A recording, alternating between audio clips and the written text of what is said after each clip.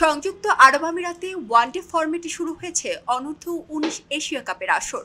এবারের আসরে এ গ্রুপে আছে বাংলাদেশ, যেখানে নিজেদের প্রথম ম্যাচে আফগানিস্তানকে বড় ব্যবধানে হারিয়ে অনূর্ধ্ব-19 এশিয়া কাপ শুরু করেছিল বাংলাদেশ অনূর্ধ্ব-19 দল। দ্বিতীয় ম্যাচেও সেই ধারা অব্যাহত রেখেছে জুনিয়র টাইগাররা।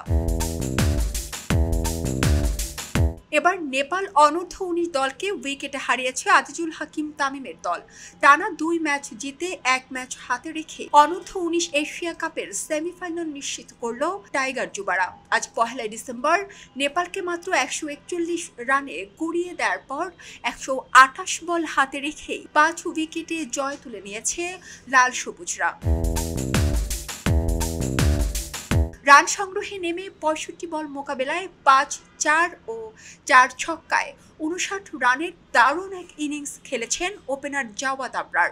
এছাড়া 71 বলে 3 ছক্কা ও 2-4-এর মারে 52 রানের অপরাজিত ইনিংস খেলেছেন অধিনায়ক আজিজুল হাকিম তামিম। তবে ব্যর্থ ছিলেন কালাম সিদ্দিকী আলিন, মোহাম্মদ শিহাব জেমস ও রিজান হোসেন।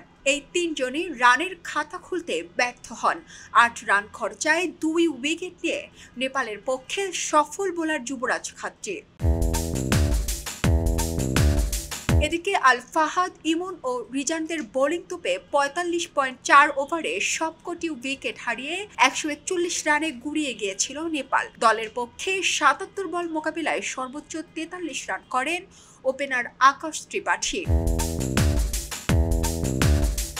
এর আগে বি গ্রুপে নিজেদের প্রথম ম্যাচে আফগানিস্তানকে 45 রানে হারিয়েছিল যুবারা। এতে টানা 2 জয়ে 4 পয়েন্ট নিয়ে নিশ্চিত হয়েছে আসরের সেমিফাইনাল। একইকে পরপর 2 জয়ে সেমিফাইনাল নিশ্চিত করেছে শ্রীলঙ্কাও। গ্রুপে চ্যাম্পিয়নের লড়াইয়ে 3 ডিসেম্বর লঙ্কানদের মোকাবেলা করবে বাংলাদেশ। সারা জেরিন, খবরের কাগজ, স্পোর্টস।